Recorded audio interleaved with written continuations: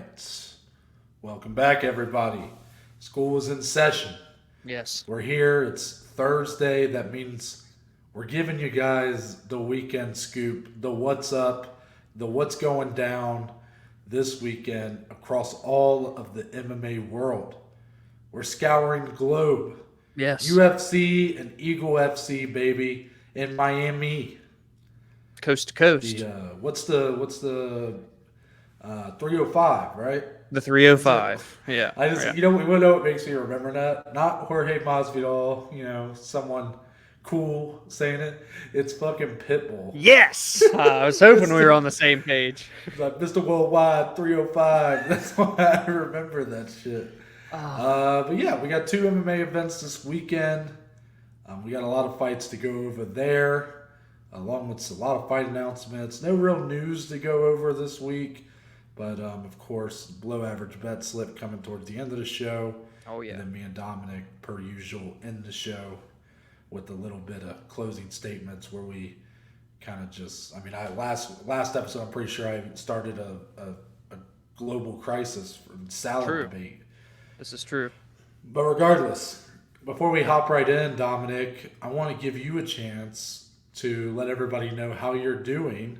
And then once you're done telling people about that, you Okay. can go ahead and tell everybody where they can find us on social media as well. Okay. Okay. Perfect. So I'm doing well. I hope the same for you, and I hope the same for the Joey community out there. We're happy to have you guys back for another weekend preview, episode 206. As far as social media goes, obviously, if you're watching this on YouTube, like the video, subscribe to the channel, turn on the bell so you don't miss an episode. Audio platforms, give us a rating there, give us a follow. On social media, if you're watching, it's above my head.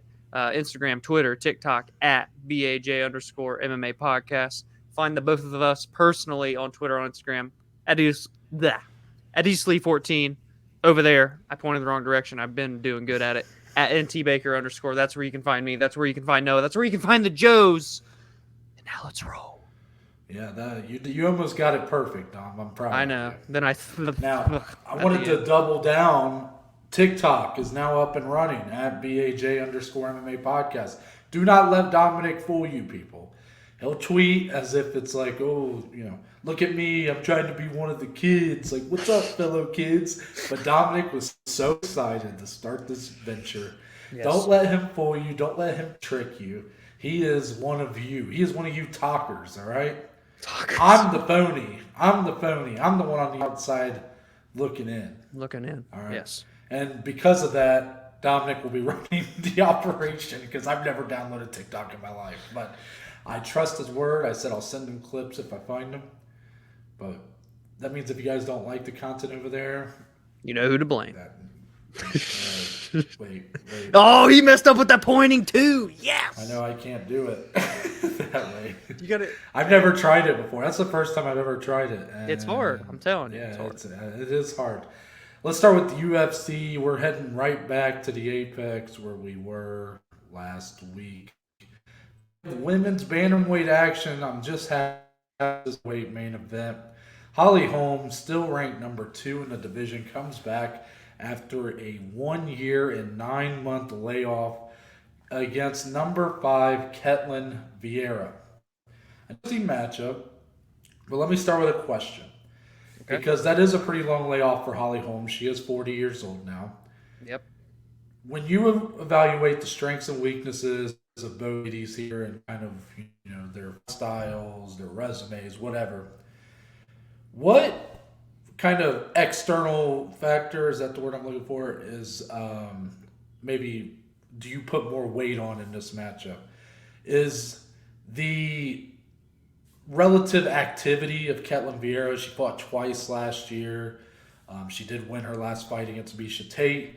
Yep. A bigger factor? Or is, if you look at and evaluate these two's previous fights, Holly Holm smoked Irene Aldana, while Ketlen Vieira and Miesha Tate had a pretty bizarre and just not a very messy fight to watch, really, all in all. So which do you kind of hold more dearly in this matchup? It has to be Holly Holm's most recent performance. Yes, it was in October 2020. She didn't perform at all in 2021. But, dude, It was the second best performance she's ever had in her career outside of the title win against Ronda Rousey many moons ago. She looked that good against Irina Aldana. It was super impressive for 25 straight minutes. The way that she was just on her bicycle, moving constantly in and out. She looked as quick as ever at 38 at that time, and now 40. It's hard to think that there's going to be anything taken off. Like, I expect Holly to come right back in and look just as good. Ketlen Vieira, this is her toughest test. I mean, yes, she went up against her biggest name in Miesha Tate, but now we're talking Holly Holm, someone who's been on the top longer, at least inside the UFC, than Miesha has. Miesha had that 5-year long layoff. This is a huge test for Ketlen. If she wins, it's humongous for her. It puts her on a win streak. It puts her into the top 3. Holly Holm, Noah, she's trying to get her fifth title shot inside the UFC should she win this fight. That's crazy. Yeah, and that would be her fifth. Yeah, well, so she's had 4 currently. And Yes. she's only had 12 UFC fights. That's one title Yes. fight for every 3 fights inside the octagon. Yeah. That's crazy. But to answer my own question, I actually think that I value a little bit more the activity of Ketlen Vieira. Now, I'm not saying I'm predicting Ketlen Vieira to win this fight or I'm leaning her direction, but this needs to be kind of acknowledged that as good as Holly Holm looked in her last fight, she was also 38 years old then, which 2 years younger than where she stands now. She's 40 years old now. So eventually it's going to slow down. It's going to slow down. She's not going to be as quick, as powerful. So is this where it does start to slow down? And Ketlen Vieira, despite some of her weaknesses that might have been shown even in a winning effort against Miesha Tate, she, athletically speaking, is a beast. Yeah. I mean, she's big for this division, rangy, great jiu-jitsu, just big, powerful. But if you want to play the MMA math game, she got knocked out like cold by Irene Aldana, who didn't follow that performance by smoked on the feet by Holly Holm for 5 rounds. So it's obvious a lot of people are going to lean Holly Holm's direction here, and rightfully so. I mean, you just said it. I mean, she's been a mainstay in the title picture across the weight classes, but in this division is where she's done the most work. And there's a reason why, even after the long layoff and only being 7-5 in the UFC, she's ranked number 2, and that's because when she's really needed to get these wins to stay relevant, she has. The Irene Aldana win was another step in that direction. Now, Dominic, I will ask you a question about Holly Holm. Mm-hmm. And this is maybe more for this might be more of a Monday question, but I'm going to ask it now. We'll just do it here. Go right ahead. I just mentioned Holly Holm 7-5 in her UFC career. She is a former bantamweight champion. She had probably one of the biggest upset victories of all time with the dominating win over Ronda Rousey. Kind of ended Ronda's time in the sun. Mm-hmm. Despite that, though, would you evaluate her career as a disappointment all around? Ooh. Maybe I shouldn't even word that for you because you tend to lean very positive on most things in MMA. So because of that, do you see like the perspective of someone to say, I think Holly Holm's this career's been disappointing? I could definitely see someone saying that. I mean, we're talking someone that was a multi-time world champion boxer, came into the UFC undefeated, as we already said twice, destroyed Ronda Rousey, who at that point was a world beater. Then to go on and has had that's when kind of this run started. I think she was 3-0 at the point where she beat Ronda. Now she's 7-5, so she's went 4-5 ever since then. If you really want to put it into perspective, so I think there's definitely an argument that some could say that, and a loss here doesn't do her any good, being that she's 40. To be quite frank, a loss here probably crushes any dreams of any other title shots for the rest of her career inside the UFC. I would think. You never know because they do that 145 dumb shit with the featherweight division. But this is a must-win fight for Holly Holm. I'm gonna go out and say it. Yeah, it kind of feels like every fight she's in at this point is like a must-win. We said because we did say that about if I remember right, about the Irene Aldana fight. And here it's still the same story. But I will say, Dominic, that a big, interesting development has occurred in this division. And that's that we have a new champion, Juliana Yep. Pena, now the Yep. champion. Shocked the world, shocked me, as has been noted many a times, Many times, by yes. beating Amanda Nunes. And now Amanda Nunes is getting her rematch. That's apparently tough is going on currently. It is technically on, yes, yes. Okay. So that season of the Ultimate Fighter is going on right now. At the end of the season, these two are going to fight. So maybe Amanda Nunes will become the champion again. But let's just say she does it, or let's not even focus on that part right now. Juliana Pena is the champion right now. Yep. Yep. With the win here over Ketlen Vieira, who is a top 5 fighter in the division, I mean, is she potentially looking at a title shot? I think so, 100%. I mean, this would be 3 wins in a row. Rocky Pennington, you look at the run she's on right now, a career resurgence. She destroyed Irene Aldana for 5 rounds, and if she beats number 5 Ketlen Vieira, she's especially if Juliana's still the champion. I think she definitely gets it if Pena's the champ, 100%. That's so crazy that's her streak because the Raquel Pennington fight was the co-main event on the last card that Conor McGregor had a win on. That's January 2020. Yeah, yeah, So, I mean, I guess she fought 2020, hasn't fought since then. So I guess it's not that, but it shows just how long ago it was, but it feels fresh still to me. Like yeah, we yeah, haven't really thought about Holly Holm much in a long time because this division's been so stagnant, and we never really bought her as having a chance against Amanda because we've already seen that fight, and obviously women's featherweight's just not going to happen for us. So, yeah, um, but now that she is kind of back in this fight here, it's dawning on me just like how good she's still been. I just yeah, wonder if like another layoff there is that going to affect her when really, as good as she is, record aside, I mean she's a really good fighter, yeah, but 7-5 all in all, like she's very good, but like Ketlen Vieira is a person that we feel like she should beat, but also I'm not sure if we've really tapped into full potential of Ketlen Vieira, especially if she can get the fight to the ground where she's probably going to be more comfortable. yeah. So Especially against because Holly too. because of the yeah, right. Holly's been great at avoiding that, and even when she's went to the ground, she's been very good.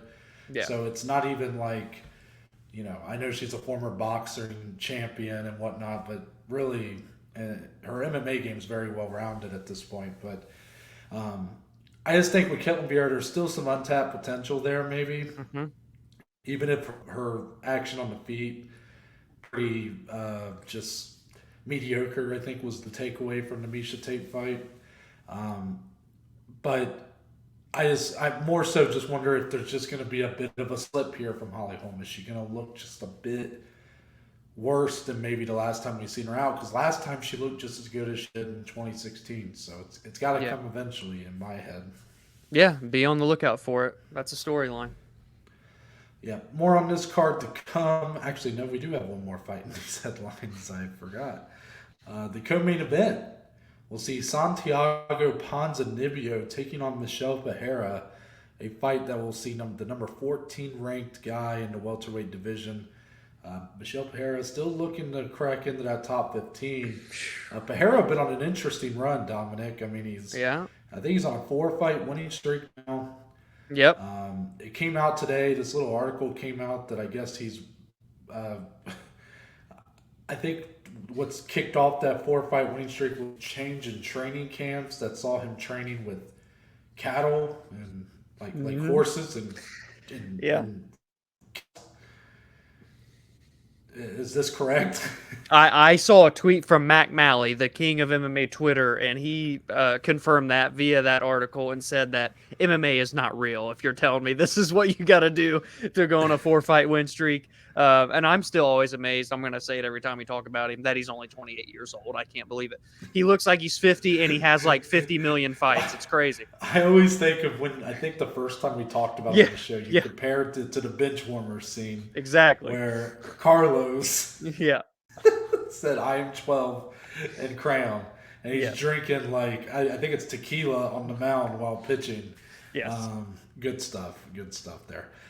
So Dominic, with this fight, Santiago Ponzinibbio is ranked number 14, and I think if you look at these two, when they've been at their best, Santiago Ponzinibbio has been much better. And like if you go back to when he was, chopping down Jeff Neal Neil Magny, in his first main event. He looked like a true contender, top 5 level.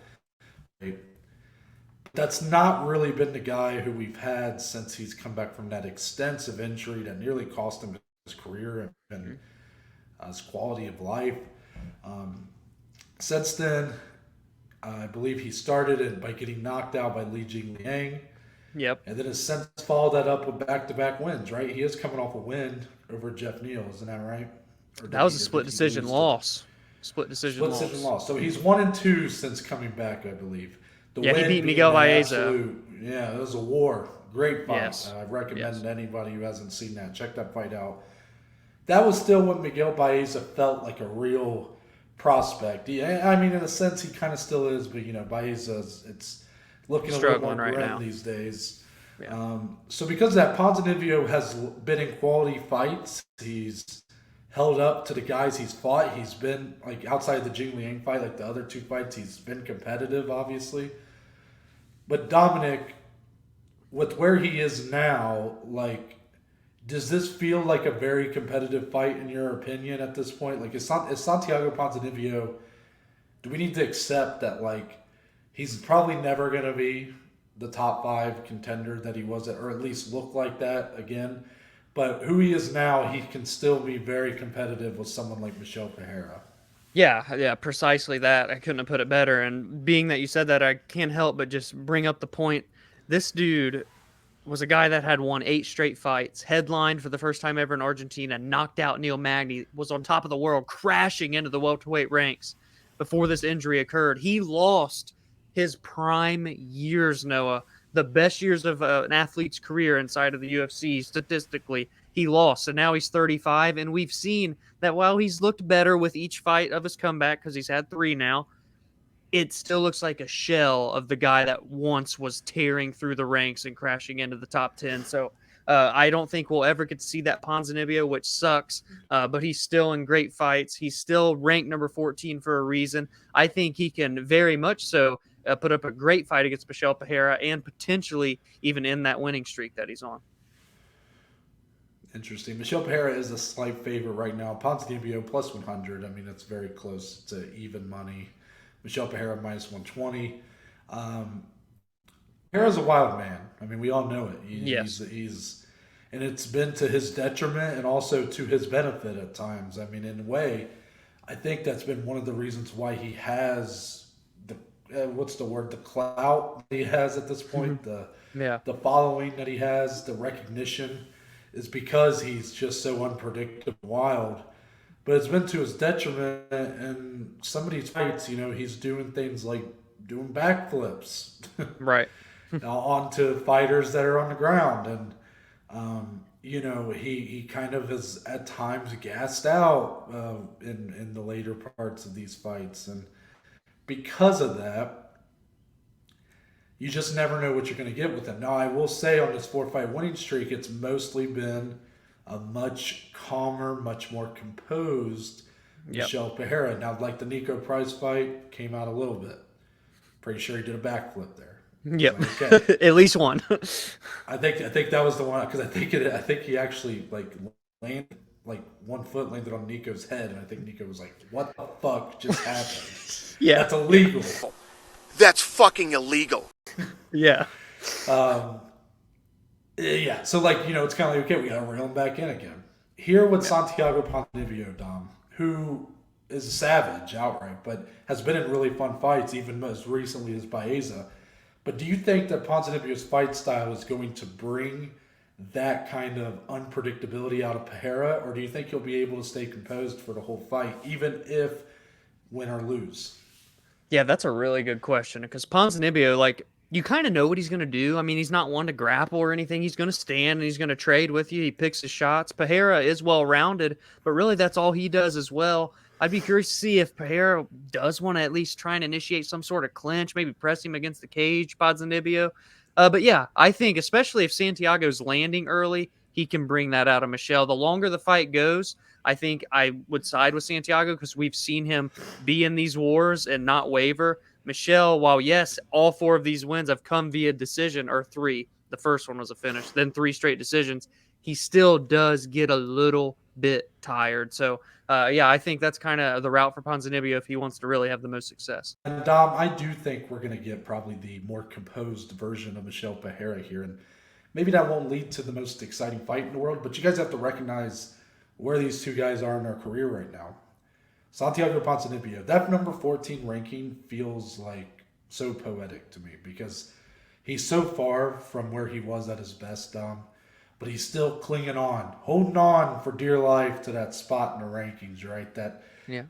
dare I say, relevancy or whatever's left of it, because for him, he's still thinking probably world title, legacy. I'm sure to him that dream's not dead. Right. And a spot out of these rankings might kind of be the dagger in that.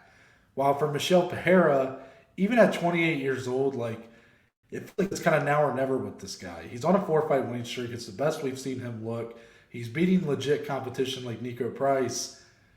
He's kind of brought that inner zen. He's composed himself. Mm-hmm. Now it's like, let's see how far we can take this. Because, again, athletic freak. This Yes. guy does backflips, standing backflips in the cage. He somehow makes 185 pounds when he's like 240 out in the Yes. fight camp. Yeah. Which I think could be another story in this fight. I think the size of Pereira is always an advantage for him. And I like that a lot in this fight because you like the durability, or not the durability, the cardio of Ponzinibbio to hold up longer. And I agree with you. But I like the durability of Pereira. And I think that when it comes to cardio, there is a big part of it that is like, just the movement, wears you down, right? And I think that Ponzinibbio does hold that in his favor. But I think Pereira's shots, if they're trading shot for shot, I think Pereira's got the more, I'm going to say he probably has more power in his strikes overall. Mm-hmm. And because of that, I think the wear and tear over time, slow down Ponzinibbio, can maybe bring that, if he's not thinking straight, bring that fight IQ down. And Michel Pereira could really still remain competitive in this fight late in, even if he's starting to slow down just from the gas tank overall, if that makes sense. So, Yeah. I think it's a great fight. I think it's a very even fight. It's going to be very telling for both these guys where they go forward. Yeah, for sure. Now, more on this card to come. Now I can say that, but we do have one headline here for Eagle FC. I believe this is Eagle FC 47. Yeah. So they are back in the United States in Miami, where they have been previously. I heard they had signed a deal, Dominic, with Miami to be back here like another 5 or 6 times through the summer. So Nice. I hope so. yeah, so I believe we'll be seeing a lot more of them here. Now, our main event, reason why we're really talking about this is we got a pretty big debut for Eagle FC here in Junior Dos Santos, the former UFC heavyweight champion and just all-around heavyweight legend, contender. He was recently released by the UFC after kind of going on a losing streak to end his run.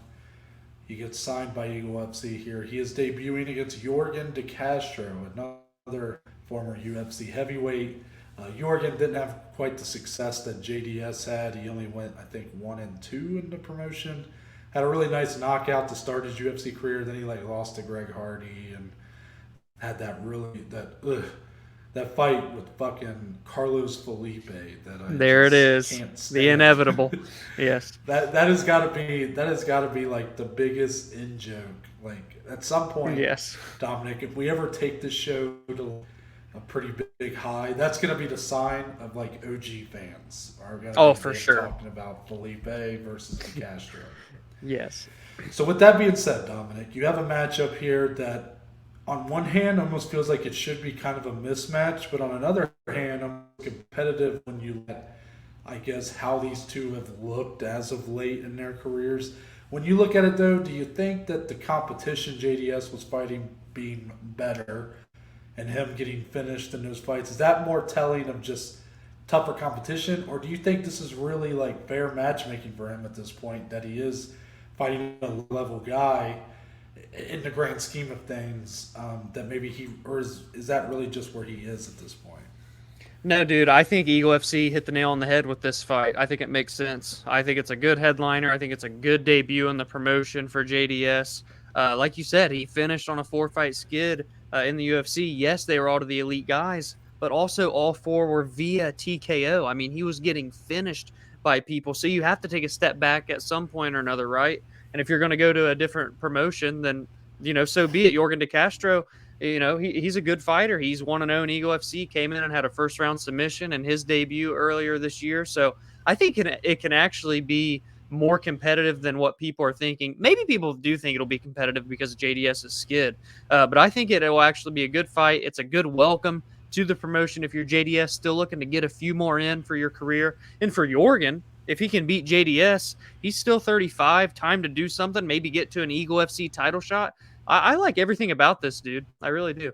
I think I'll agree with you. I would say I also like this fight as a debut and just as a fight overall for Yorgan De Castro for both sides. Now, you really hit it on kind of what this fight can show for Yorgan De Castro. It's just, I mean, this is, if you're him, there's no, yeah, risk to lose a fight, but like there's no negative to taking this fight at all. Like you're fighting exactly. A legend. It'd be the biggest win of your career.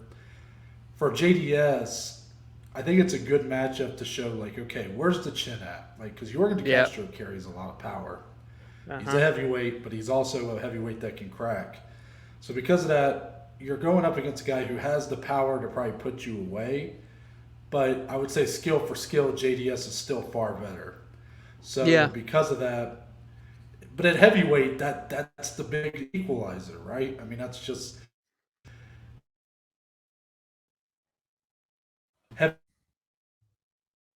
heavyweight more than any other division. If you carry that power, if you're able to, technique isn't really that important. I mean, it is, but it isn't. You know what I mean? So for JDS, I think he has, technically speaking, I think he has far more skills than De Castro. I just think he's far better, but it's going to be about, can he take a punch? That's really what it's going to come down to here. And we're going to find out, I would say, pretty quickly, because I don't see this fight going very long. No, I don't think it'll go long at all. And I almost wonder, too, like, what is in Khabib's head for this fight? What does he kind of want for the winner of this fight? We saw the heavyweight title fight. I think it was at the beginning of this year for Eagle FC. Do they want to maybe welcome one of these guys into that position as they keep coming back to the United States, as Noah already alluded to earlier? So there's a lot of implications for this. It's fan friendly. I'm looking forward to it. I have no doubt in my mind the winner of this is getting a title fight, especially JDS. JDS is definitely getting a title fight if he wins this. Like, come on. How can't you, Exactly. More on this card to come too, but we do have some fight announcements to talk about first. A few kind of under the radar ones, but goodies. You know I like them, yeah. And I mean, the first one here is, I mean, woo! Not safe for work. There's flash that message here. Like, this fight is not safe to view at work, as Brad Riddell will be taking on Jalin Turner at UFC 276. Dominic, this card just gets more and more stacked. It feels like every fight that's getting added is getting put on this card. Riddell versus Jalin Turner, I mean, what more could you want?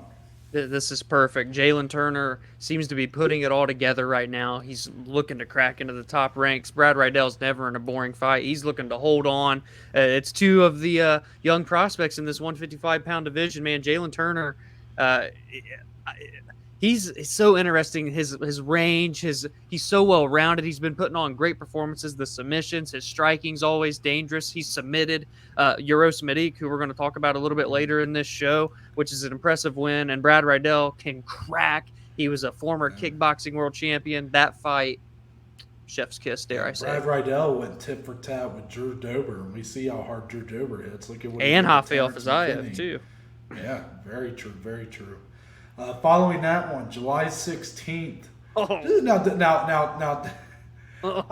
Jack Shore, a new addition to the top 15 here, number 14 ranked bantamweight in the world, taking on Ricky Simone. My only thing here I have to say, Dominic, because this fight hurts Dominic because one of these guys is going to have to lose. I know. But my question is, Dominic, since the start of this show, his guy at bantamweight has been Ricky Simone. He has wore Ricky every time he fights. I dare you. I said it over text. I'm saying it now. Yeah. I dare you to be War Ricky first fight. I want you to put your money where your mouth is. I want you to bet 2 units on Ricky Simone money line because I guarantee he'll be the underdog. July 16th, I got some time to save some money up. Listen, man, dude, this fight, it's tough. This is the part where it sucks having favorite fighters for divisions, right? Because really, these are 2 of the favorites in this whole division for me. Jack Shore, we've tried to get the respect that he's deserved on this show for a long time. He's undefeated, 6-0 now inside the UFC. Ricky Simone's on a tear lately. He seems to be putting it all together. The mullet is in full force. That fight right there, I don't know where it's going to go, how it's going to play out, but I'm just going to love and soak in. Well, hopefully I'm going to love and soak in every second of it. And that dare doesn't hold up, by the way. I was just playing with Dom. He could. I don't want him to have to. But it will be very telling if after all this time, you've been War Ricky if you don't ride with your guy. I'm just saying. I'll put money down on a draw. It'll be like plus 5,000 anyway. Yes. If that actually happened, though, we got to go celebrate. Yes. One thing, since you acknowledged all the good of this fight, I'm going to just acknowledge how weird it is that it's booked on July 16th. Jack Shore was on UFC London. You didn't book it a week later, and apparently, because Ariel acknowledged that this was weird as well. I can't remember if Ariel asked him. Someone asked him, and he basically said he was never offered to fight on the second UFC London card. So, kind of weird. I love to watch, like Jack Shore. I love Jack Shore. And he's so good. I would have loved to have watched him again in London because it would have been electric. But at the end of the day, I mean, I'm not all that. He is still, if he was like 2 wins away, let's say, how do I word this? Put like in the future, like a year from now, let's say he had built up like 2 more wins, like this one and 1 more. He's like a top 10 guy. Yeah. Then maybe I think it was weirder. But here, like the ones that are the essentials, you get Molly McCann, Patty Pimblett, Tom Aspinall. I mean, isn't Darren Till? Darren Till, too? Yep. So, like, Jack Shore is a step below that as far as essential people for the UFC London card. Yeah. But again, his entrance, I think he came out to. Did he go out to? He came out to something. Seven Nation.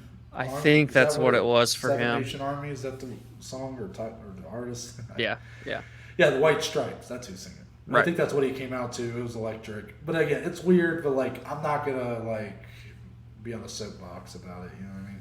Yeah. Next one. Well, actually, also on July 16th. This one, I'm very. All of these are on the same card. Oh yeah! Holy so shit! We got 2 more for the same card here, and this card's definitely stacking up. Now. Yeah. Is this Austin? Is this the Austin? No, that's June 18th. Okay. Yeah. Li Jingliang, the Leech. Last time we saw him was at the press conference for UFC 273. I forgot about that. He was asking Hamzat a question. That was like my favorite part of that whole press conference. That was great. We haven't seen him, though, for real since he got carried across the cage by Hamzat. Yeah. Got choked out. I mean, what a star-making performance it was for Hamzat, though. Yeah. But he's back here going up against Muslim Salikhov.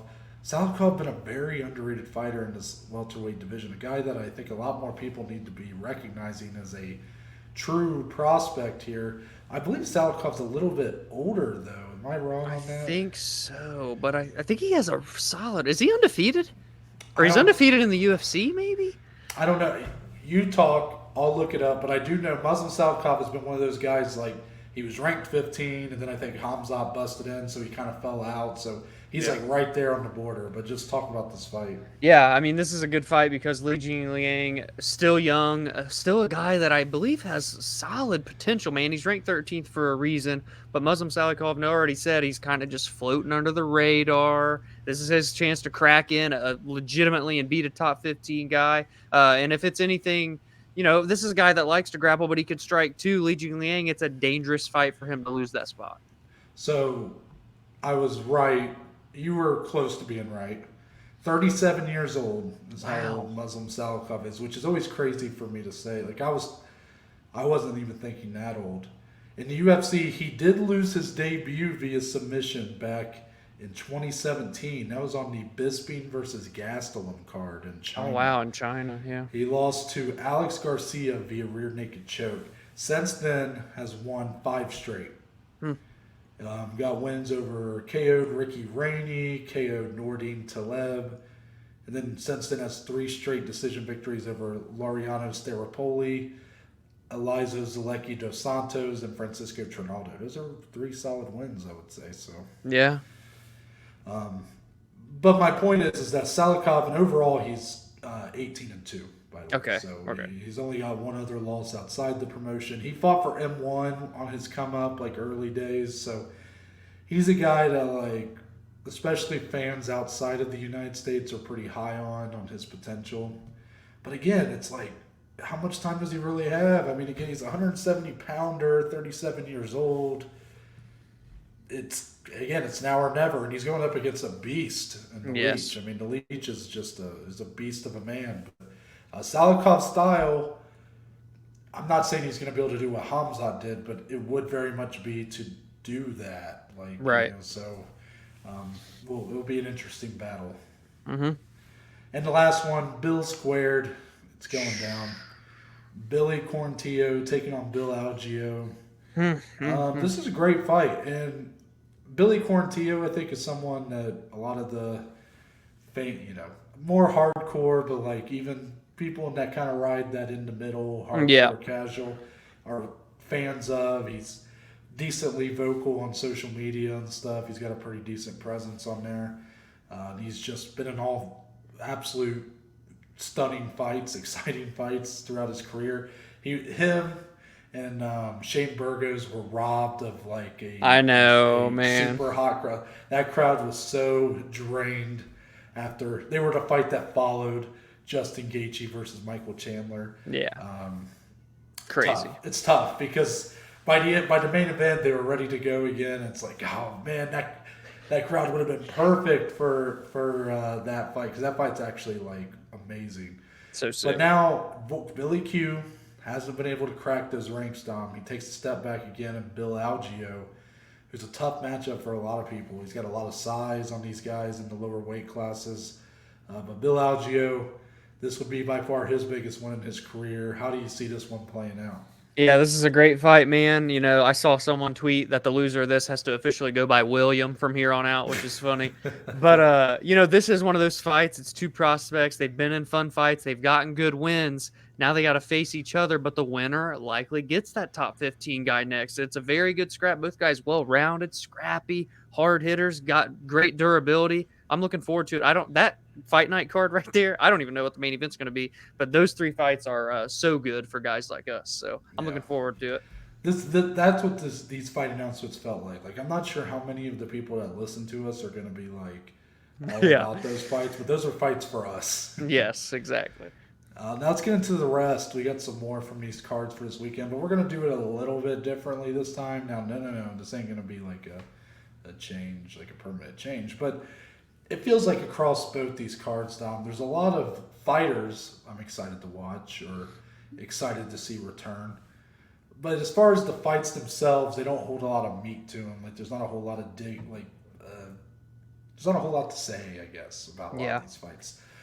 So I'm just going to rattle off some names here that are competing this weekend across both cards. And you can just kind of tell me who you are most excited to see come back, maybe, or who's your biggest, like, who's the biggest X factor, who are you not sure about, like that kind of thing. Okay. So names like Chidi and Jokwani, Dusko Todorovic, Jailton Almeida, Euros Medic, Chase Hooper, and Hector Lombard. So, like, with those names, who's kind of sticking out to you? Man, there's like some good ones. I'm gonna go Chase Hooper. The young guy, the Interesting. young Yeah. gun, dude. When I was taking notes today for the show, I was looking back. He was on the Contender Series, right, and all this. He was 18 years old when he fought on the Contender Series. He is 22 now. It's going to be about a year since we last saw Hooper, so it's been a bit of a layoff. It's a guy that, had this excitement around him. He's an ace on the ground, real tall and rangy. He looks like Ben Askren. He goes by Ben Askren's son. It's kind of like his whole ordeal. It's just he's such a funny character, but he's not put it all together, right? And we know he's super young, obviously, but there's glaring weaknesses. But with this time off, I want to see what he looks like this week. He's going up against 28-year-old and Felipe how do I say his name? Colares. My tongue was fucking twisted all kinds of ways. That was the white in you was coming out there. He's going up against Felipe, and I think it's actually a tough test. Another guy that's an ace on the ground as well. So usually, what do we see, right? When it's two great grapplers that cancel each other out, it's going to be on the feet. Well, you're long, you're rangy, that is for Chase Hooper, but can you actually put something together with your strikes? I think there's a lot riding for him. I know he's still young. I've said it a lot, but I really want to see him put together this full skill set and see what he can reach in terms of his potential. Yeah, my fear with Chase Hooper, after his last fight, I'm pretty sure even Dana was kind of like, yeah, he may need more time to get seasoned, and that's still my fear here. Is like, yeah, I get it. He's not fighting like a highly touted opponent here, but Felipe Colares is 28 years old, is much more seasoned. If this fight stays on the feet, I mean, Chase Hooper's stand-up is truly, it's almost non-existent. Yeah, like it's just not really there. And I mean, obviously, like you're saying, he's so young that who knows, a year could show a vast amount of improvement. But I'm kind of a believe it when I see it kind of person. Of course. So because of that, that was a whole fear of mine. You'll see that in the bet slip later, just how me and Dom kind of differ on this fight just a little bit. The person I'm most excited to see is Jailton Almeida, because he's going up to heavyweight, fighting Parker Porter, who has a very good name for MMA, probably related to one of our best friends of the show, Tyler Porter. True. Because of that, Parker Porter, though, not great. I will admit, he's done better than I thought he would. Like, I kind of, immediately upon his entry into the UFC, I wrote this guy off, and he's surprised me a couple times. But I think he's a very good first opponent for Jailton Almeida, because Almeida is an absolute savage. This dude is built like a brick shit house. He gets it done on the feet. He gets it done on the ground. I'm pretty sure out of, if I remember right, all 5 of Parker Porter's losses have been via finish, I think. Yep. 3 of them via KO, TKO, 2 of them via submission. And every win for Almeida has been a finish. So it seems tailor-made for that. We'll admit there is some intrigue because, again, Almeida's going up here. Will the added size of these opponents, will the shots not land as hard? It'll be interesting to see. Like, if Almeida can't get him out of there quickly, Parker Porter maybe starts, clinching up, kind of grinding on him like he's known to do. How's Almeida going to hold up in the later rounds? We'll see. But I have a lot of hope for Almeida here. Yeah, I like that.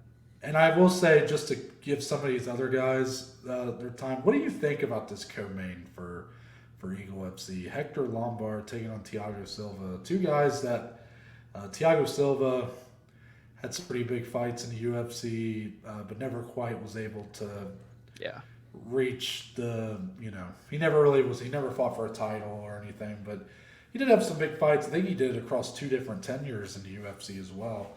While Hector Lombard was a guy who was really, his legacy is made through the World Series of Fighting, I believe. And through that promotion, he was like a dominant champion, undefeated, stud.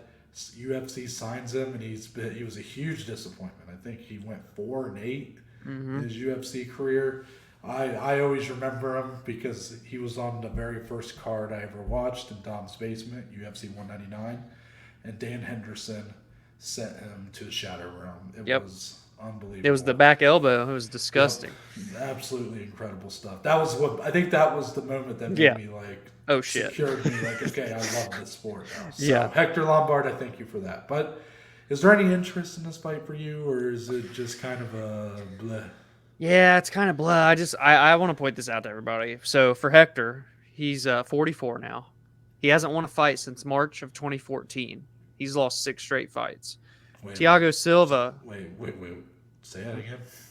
Hector Lombard, 44, has not won a fight since March of 2014. You're telling me he hasn't won a fight, an MMA fight, like at all? Correct, since March 2014, and he's lost 6. Not even a little. Not even. Well, okay. If you want to be technical, he won in January 2015.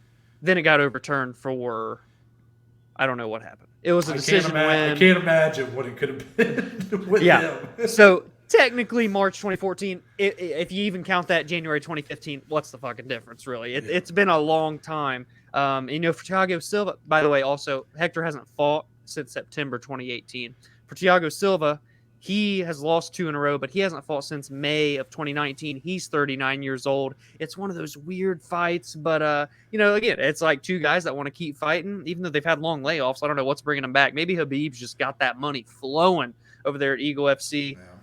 We'll see what happens, but yes, I'm very blah. And that doesn't, it paints certainly a picture, and that's certainly a picture. Yeah. But the true story is Hector Lombard's been fighting pretty actively in the bare knuckle, I believe. Oh yeah, he was in bare knuckle, wasn't he? I think he's a bare knuckle champion. I know him and Thiago Alves is over there too. Thiago Alves is over there. Yeah. I forgot about that. Because Hector Lombard had this beef with I think Tyron Woodley. I think Tyron Woodley was at a bare knuckle show and they had words and there was some. But even wait, is Hector also the guy that got into it with Let Me Bang Bro guy, or was that Thiago Alves? Where are you talking about? Was there a scuffle in the ring? And he was that Hector? I think that was Hector. Yeah. Holy shit. Yeah, him and Thiago, they're both bald and stuff. Yeah, they look the same. Yeah. They kind of look similar. Now that you mentioned that, but I'm pretty sure that was Hector because I remember people were like, "Yeah, he's about that life," and he is. Yeah. So in a way, he's been actively competing in combat sports. Fair. Which I think gives him an edge over Thiago Silva, who I don't believe has been. Let us know if he has. But yeah, it's a co-main where again, you guys know, we've kind of overdone it maybe on my end. I've kind of overdone it with the negativity about the old man fights and stuff. I probably am going to get to a point where I stop saying I want these guys to be healthy or whatever, but I mean, obviously, I obviously want that. Yeah. So because of that, I don't love it for that reason, because it's we're really having an MMA fight where a guy's 44, hasn't won a real legit fight in MMA since 2014. Yeah. But at the end of the day, it'll probably be a fun, sloppy fight. I mean, these 2 guys are going to come ready to scrap, and I don't know. That's really all I can say about it. I put it on here for a reason. It's a legit enough fight to where I thought it was worth having on here. Yeah, fair. Also, quick shout out, my guy Coconut Bombs Mackie Patolo's fighting on UFC. Yeah, that's right. I should have put him on here because that is a big deal. I think Mackie Patolo could thrive with Eagle FC. He's gonna let the coconuts fly. Exactly. But he's got such a fun fight style. Mm-hmm. Unfortunately for him, he just wasn't on the right side of a lot of those fights. He lost a lot of them. That's why he fell out of the UFC. But I think he could be big in the UFC. I love it. Yeah. Now let's get into the below average bet slip, the betting portion of this show. Now, Dominic pulled a little sneak on you guys on me last week when he put the clip together. That man made sure he made it look like. I will admit, he kind of got me a little bit. He basically clipped it and made it look like this is, and I get what you were doing. You basically made it to where it looked like pretty much not different at all from the previous thumbnails. And I was like, and he had the same intro and everything. I'm The intro. Okay. I'm like, this sneaky motherfucker. I know what I said. I see what he's doing. Yeah, we do have the betting show on here now. Kind of talked about that last week. So if you tuned in Friday and maybe you were a little bit confused, that's because we do have it as part of this show now, where we do talk about it on here, and it's just our personal bet slips. So, with that being said, we have the bet slips here, and right away things look weird. Right away, what's going on here? 1.5, 2, what's going on? Oh, we're evolving. Dare I say? Yeah. So me and Dominic actually aligned on a lot of our picks this week, and Yeah. we tend to, but this week it just felt like we were just, I mean, our In each brains other's were just- brains. Yeah. It's like the episode of SpongeBob, like we're like brothers, only closer. Their abdomens are like connected. Yeah. So I'll start by going through the singles that we agreed on, and Okay. then I'll kick it to you. Okay. So we had a couple money line plays that we both agreed on. That's the 1.5 units for both Polyana Viana money line and Euros Medic money line. I was the one that put the 0.5, so I'm going half a unit on both of those. It really comes down to, I like both these fighters a lot, especially Euros Medic. I like him a lot, and I still believe in him. But for him especially, he's coming off a tough loss. It's a really tough loss. He got dominated by Jalin Turner. I don't see Omar Morales being able to do that to him here. Now, do I think Omar Morales can execute some sort of similar game plan and, effectively take him down and look for a submission? Yes, I do think that's possible. But I like Euros Medic striking a lot. I think he's going to be looking to bounce back here in a big way. So I'm riding with him, but only half a unit for me. Dom went the full unit on all his this week. Yeah. I'm trying out some different unit sizes. I'm going to try to tinker with it more week by week. But Polyana Viana, I like her, but again, that 3-fight losing streak in the middle of her UFC run has just kind of held me back from truly buying into her. She's a slight underdog here. Plus 105. I don't really see it with Tabitha Ricci, but by the way, I'm not like completely sold on her. That's sort of where this comes in. I just think I've seen more out of Polyana Viana, and that's pretty much why I'm assuming Dom will kind of feel similar to a lot of my thoughts. Plus 125 for Euros Medic, plus 105 for Polyana Viana money line. Dominic, your next single. Yeah, so my next single was it was a third money line pick. I went with Chase Hooper, the man I said I was most excited for. Maybe some betting bias was because of that. But seriously, I'm really curious to see after, a year off if he has evolved any, because I think that's his only way, sink or swim, man. You're in the UFC, so I want to see him show up. I believe in him enough to show up. Felipe hasn't showed a ton. He's had a decent run in the mill, back and forth wins and losses. And Chase Hooper, much of the same. So I think it is going to be scrappy. I think it's going to be close. But coming in at plus 150, there were a lot of dogs on this card that I would be willing to dabble in. And that's, those three right there on the top are three of those. So that's why I played them. Chase Hooper, hopefully you don't steer me wrong. I'm excited to see how he looks. Yeah, and the next three are all mine, correct? The next three singles. So I'm going to stick with Chase Hooper. I'll talk about his first if you go under Michel Pereira for a second. So Chase Hooper, Felipe Colares, I have that fight to go to distance at minus 135. Like you kind of said, Dom, both are very effective when they're on the ground. And I think both are going to be good enough to kind of basically cancel that out for one another. So you're probably going to get kind of a sloppy brawl here on the feet. At least for parts of the fight. We'll see if Chase Hooper or Colares, let's see if they can kind of take over. Maybe Colares will have too much of an advantage in the stand-up to where Chase is kind of forced to look for those takedowns. And because of that, I don't really see either guy getting finished here. I think it's going to go to those judges' scorecards pretty easily. The other money line play I also had three money line plays. Very uncharacteristic for me. Michel Pereira. A lot of people are avoiding this co-main event, and I get it. I get why. I do get it. I mean, my partner here also avoided the co-main event. But Michel Pereira, I'm just looking at what these guys have been doing for me lately, and sure, again at his best, Santiago Ponzinibbio I think beats Michel Pereira pretty handedly, but he is pretty much a shell of himself, and even if he's able to beat a guy like Miguel Baeza, who I will still stand by was pretty good when he beat him, but the losses are adding up. Lee Jingliang be a KO, and then he's getting like that fight with Jeff Neal. I know it was a split decision, but did that really? I don't remember that fight inspiring a lot of confidence in either guy. Right.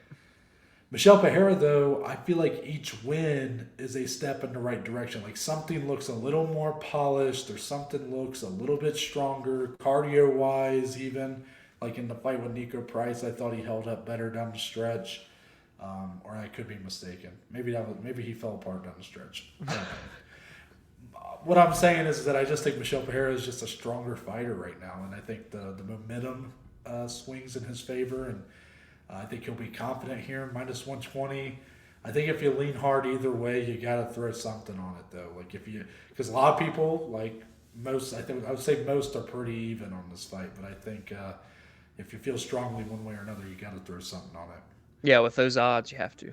And the last one, Chidi and Jokuani and Dusko Todorovic, two guys that I've had interest in over my time doing this show. Chidi, of course, he's a guy that stuck out a lot from the Contender Series last year because he was already in his 30s, but he's also a guy who had fought for Bellator. Like he had been in Bellator main events before, had fought for LFA, finds his way here in the UFC in his 30s. Going up against Dusko Todorovic, who I always say looks like Sid from Toy Story. Yep. And early on looked like an electric striker, just really polished on the feet. Since then, he got smashed by Punahele Soriano. Yeah. And, got beat on the judges' scorecards by Gregory Rodriguez. He is coming off a win, but again, it's like starting to see a little bit more holes. His striking defense is really that's the biggest thing. Yeah. So here with Chidi being Chidi, I think his debut in the UFC was only like, I don't want to be mistaken. Well, he's coming off of a 16-second knockout against Marc-Andre Barriault. Yes, thank you. I was going to say like 30-second. I couldn't remember. Yeah. So because of that, the dude is definitely pretty.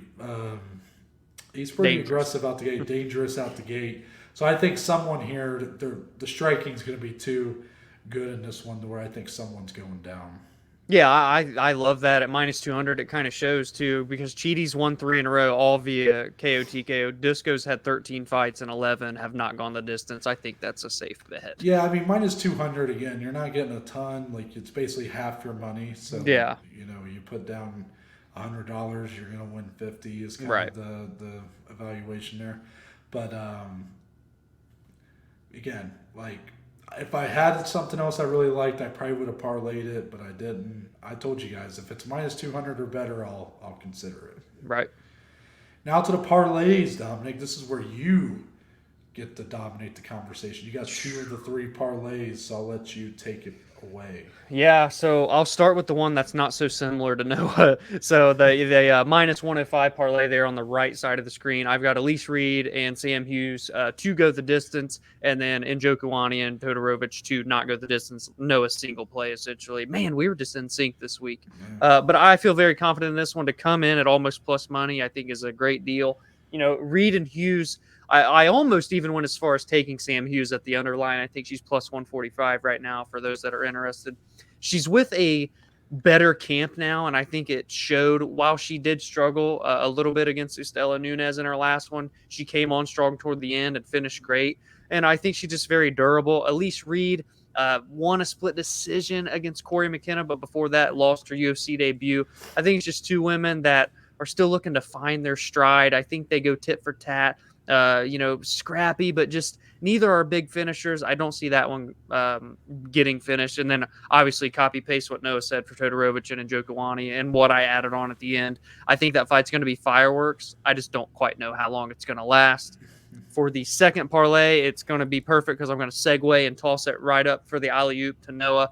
We're starting with Holly Holm by KO, TKO, DQ, or decision. And then Jalin Almeida by finish. Listen, Holly, I think, is going to look really good in this fight again. She's a minus 240 favorite on the money line for a reason. Ketlen is a good challenge, but if Holly looks anything near what she did against Irene Aldana, I think she wins this fight smooth sailing. And we've seen Ketlen get knocked out by Irene Aldana. Holly Holm's a hell of a puncher and has some great kicks if she lands. It's potentially there for a knockout. And then Jalin Almeida, we've already talked about it in the rest portion of the episode. I'm excited to see what he looks like against Parker Porter.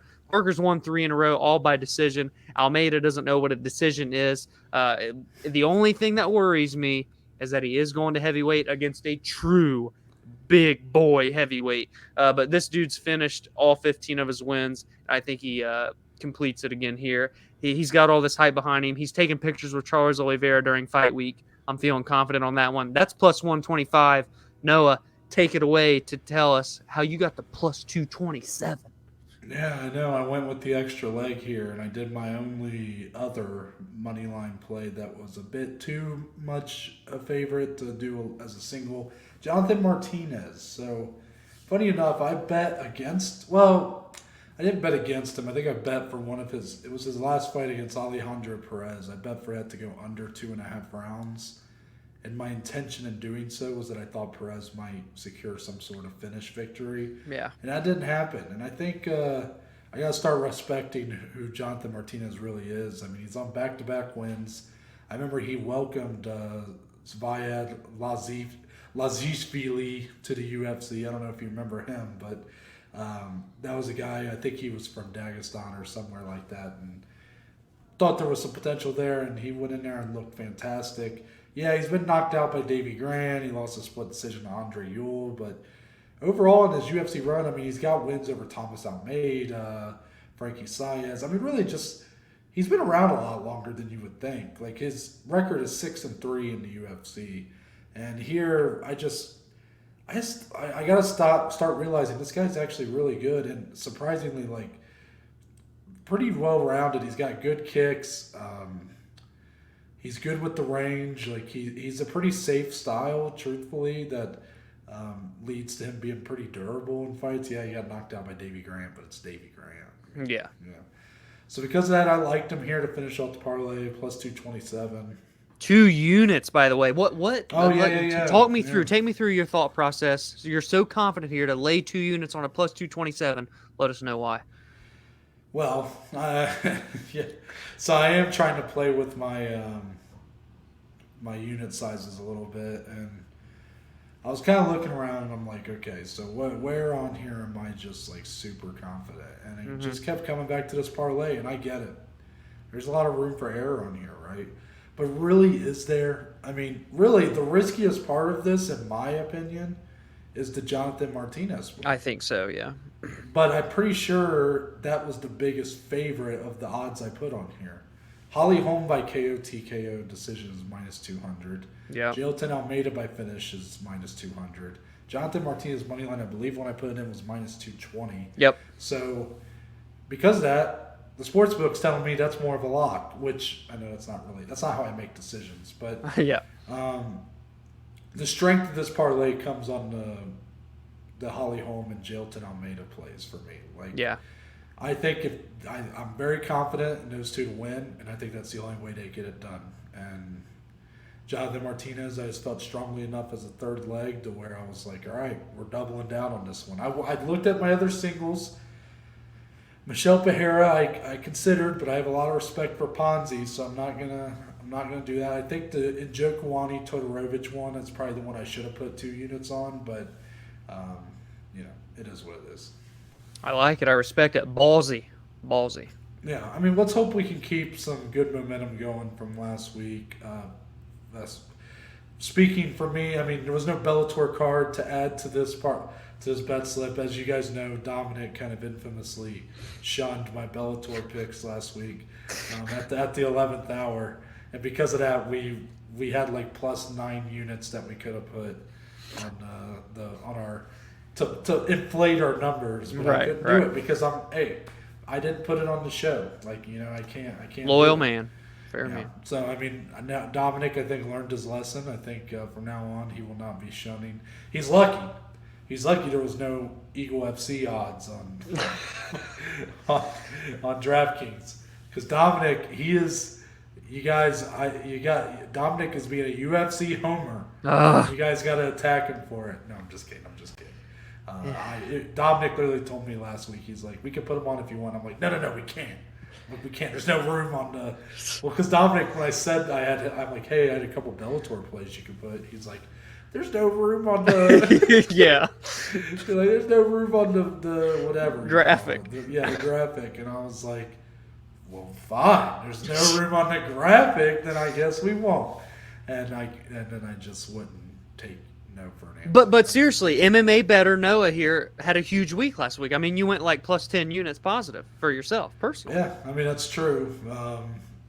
It was well needed because I actually went through my entire history on DraftKings. Oh boy.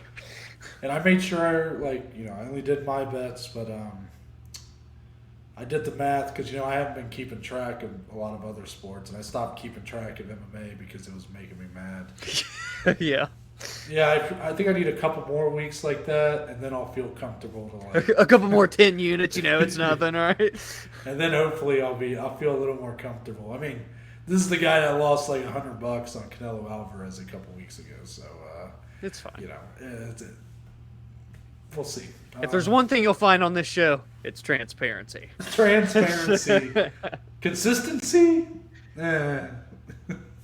But that's going to wrap it up for the Below Average Bet Slip. Make sure to let us know what picks you're playing, what sportsbook you're using. Is there any plays from us that you're picking up? Is there any that you're riding against? Let us know. Fading us? Yeah, you fading. Look at Dominic learning that vocab. Now, Dominic, as you know, we always wrap the show with closing statements. The opportunity for us to get anything and everything off our chest, MMA or not. So, Dominic, do you have any closing statements for today? I do. I have a question for the people. Noah had a question on Monday about salad. I have a question on this beautiful Thursday about golf, and specifically wearing a glove. Listen, I can't believe you're doing this. I've talked about golf. I've talked about my golf hobby a lot on this show, what I've done over the weekends, what I'm doing throughout the week, right? I've played twice this week, Monday and Tuesday night, back-to-back, went out, had a great time with the boys. Our buddy JP came back home, by the way. He's got a ring on the finger now, married man. Loved seeing him last night on the course. Congrats to him and Rihanna. Yes, of course. But, Noah kind of came on when off recording today. He's like, dude, I couldn't believe you. I couldn't believe you. I saw something on Snapchat, and I'm like, oh, what did he see on Snapchat? First, I was really nervous. I was like, hold on. Dominic starts apologizing for stuff that I didn't even see. Yeah. He's like, dude, I'm sorry. I'm sorry. It wasn't what it looked like what I did with your sister. And I'm like, huh? Wait, what did you do with my sister? I'm like, what's going on here? So it turns out Noah's not a fan of me wearing my golf gloves. So I just want to know, because again, hey, I've never claimed to be good at golf, right? I'm work in progress. It's my 4th or 5th summer golf, and I'm getting better year by year. So the next step, adding a glove to the hand for the clubs, right? You don't want to rough the hands up. We need them. I need them. I'm hitting into the trees too much, right? So do you or do you not wear a glove when you golf? Our beautiful Joey community, let me know. Thank you very much. Okay. Well, let me first off, for the record, let the record show that. I mean, I guess we probably were recording at that time, so you could probably. Oh, technically, yeah. I could throw that in here. Yeah. You could probably expose me if I was if I misquote here, but I believe I didn't say I didn't like the glove. Oh. But it's what the glove stands for that pisses me off. See, I was there, you guys, when Dominic first started his golf venture. Oh. I too was a golf novice. Never done it before. Me and Dominic golfed a handful of times together. I'll never forget that video clip of me with that putt.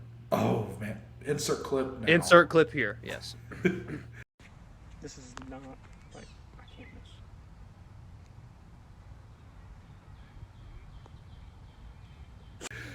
Because I still have it, so I'll send it to you. Okay. But at that time, actually that day that video's taken from, I remember me and Dom are just going along our way, and this guy comes out, this old man. This is bowling. This is the Bowling Green, Ohio Country Club. It's not like, this isn't the fucking Masters. Yeah, it's nothing great. Right. I mean, it's a decent course. Don't get me Fun wrong. time. And I have a lot of respect. I'm sure that dude does a lot of work there, right? Yes. This guy comes out and he's watching us, and I don't like being watched because I fucking suck. I know we were right in front of the clubhouse. It was not good. So I go to hit after Dom, and we're sharing clubs because I don't have any, because I don't golf a lot. Right. Dom had clubs because he was committed to learning and getting better. Yeah. So I go to hit, and that guy's like, "Hey, if you both can't use the same clubs, you're gonna have to come in here and rent a set." Yeah. And I'm like, "All right, jackass." And I'm like, so I think I even asked, because I didn't even care that much. Like, I was fine with just driving the golf cart. Yeah. Just being out there. It's a nice day. Yeah. So I was like, well, if I just drive the cart, like, and not play anymore, like, is it okay if I? And because I also didn't want to pay the price. Yeah. I'm sure. And he said no. He said no. He said, no, you can't do that. You have to rent. Basically, it was either rent or leave. Yeah. So I rented those golf clubs for like $30 or whatever. Shit clubs, by the way. Yeah, it didn't even have like a. I don't even know. It was like three. Yeah, like I was using a putter to drive. I'm like, what the hell's going on here? But basically, that guy, I didn't realize it. It was Dominic, like 4 years in the future, and that glove was the symbol of that. Dominic's become a golf hardo. Like, let me compare it to a different sport, right? What's baseball? Baseball, America's pastime, a game me and you played as little kids. Yep. They have those adult softball leagues, right? Yep. And usually it's just people getting fucking drunk and hitting dingers or whatever. Yep. If I saw, like, as a kid, we go up to bat, always wearing baseball gloves. Yep. Batting gloves. There you go. And that's fine. We're playing competitive baseball. Mm-hmm. You wear whatever gives you an advantage or whatever feels best. If I saw someone walk up to the plate in a softball league wearing like decked out in baseball gloves and like, I don't know, I'm thinking like wearing knee-high striped socks and like King Griffey cleats, eye black under his eyes and shit, I'm gonna go, oh, he's a hardo. Okay, like this dude's being a tryhard. Like, we're just out here to have fun. Quit being like a douche. And by judgmental, maybe. I just kind of caught myself doing all that. But also, Dominic's glove is a sign of where things are going to go. It starts with the glove. That's where it is now. Yeah. But give it a year, people. In a year, Dominic will be yelling at some kid. Two guys, just like me and him, look the same, just a few years younger than him. He's going to say, hey, buddy, it's a frat party, tuck in that shirt.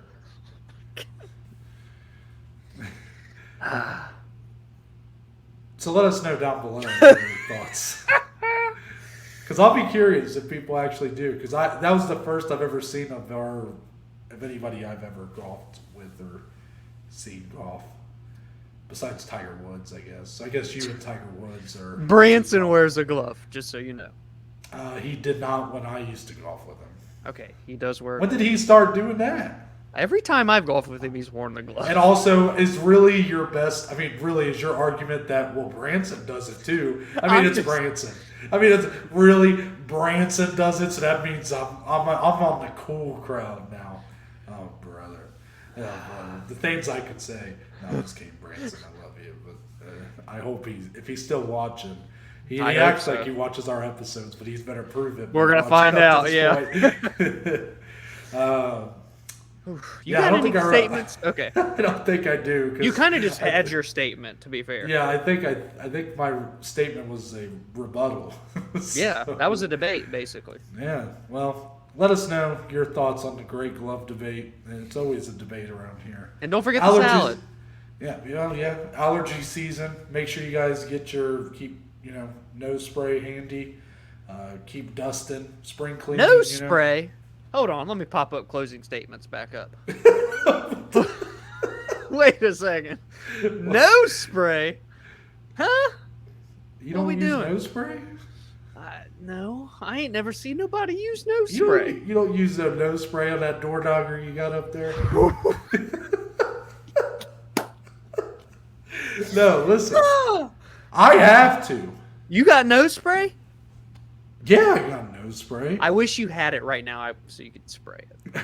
Listen, But I get allergies every time the seasons change, okay? Hey, fault me for it. Call me Urkel. I don't know. Like, all right, I get it. But it doesn't help that I have a tiny ass nose. Yes, I know. I'm a giant guy, got this big ass face, got the double chin shit going on, I'm big at all this big shit, right? No, I got a tiny nose. and don't forget the small mouth. And a tiny ass mouth. Don't even get me started. Cannot bob for apples to save my life. Dominic, I'm sure you don't want to go down that road. Yeah, we're good. But because of that, my nose gets clogged up so easily. Which, look, I think your nose is very pretty, Dom. But just to compare, I mean, your nose is Give them the side profiles here. Your nose is a little. It's a bit sized. It's a little girthier than mine. Yeah. So you might not have that problem. But I can assure you that just because I'm using nose spray right now doesn't mean a year from now I'll be yelling at someone for not having a mask on. I mean, Right. allergy season. Your glove is a symbol that you're going to turn into a tyrant on the golf course on the green. You sit on a throne of lies. Anyway.